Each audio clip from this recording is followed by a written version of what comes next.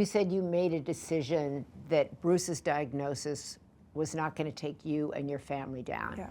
Because it was taking you down. It was, yeah. So talk a little bit about that, because so many people are taken down by these diagnoses, and you were too, right? You got it, and you were like, what the? You felt so alone, as you write in the beginning of the book, and it did start to take you down. So talk about like how it took you down and the moment you said, I got to pull myself together. Yeah, I mean, the diagnosis is all consuming. And there's so much grief and so much sadness that was surrounded by that. You know, we had so many plans, and all of that has just been torn out and trashed.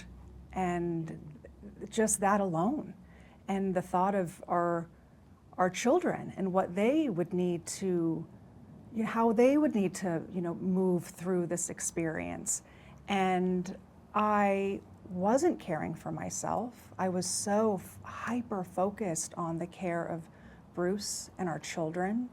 And, you know, I just started to realize that, like, it wasn't even so much me that realized. Actually, it was Bruce's neurologist that said to me, you know, Emma, you need to understand that sometimes caregivers die before their loved ones. And he could see how I was just running around like crazy and frantic and just a mess. And he says, if you don't pull it together, you won't be able to care for your husband. And just hearing those statistics and understanding, you know, I'd never been a caregiver before. Right. I didn't really understand what that looked like. And as women, as caregivers, you know, we want to care and we put everyone's needs above our own. But it doesn't work in this scenario.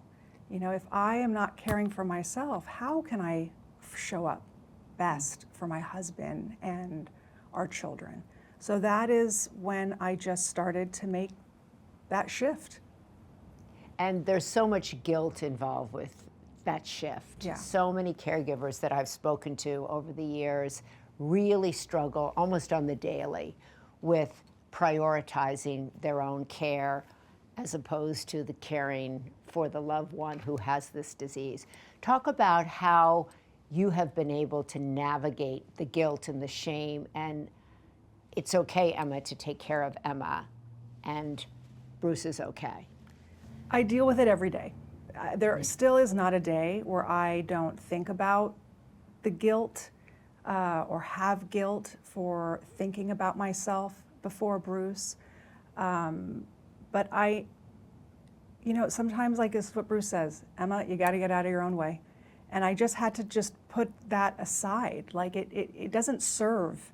It clouds so much when we are in guilt. It doesn't allow us to be present and in our body and be in what is real. And what I needed to do was care for myself without the guilt and without the shame. So again, so that I could best be clear and focused to be able to care for Bruce in the best way and not have this negative narrative in my head of shame, or, you know, you're not fulfilling your duty properly as a wife. That just gets in the way of what I need to do.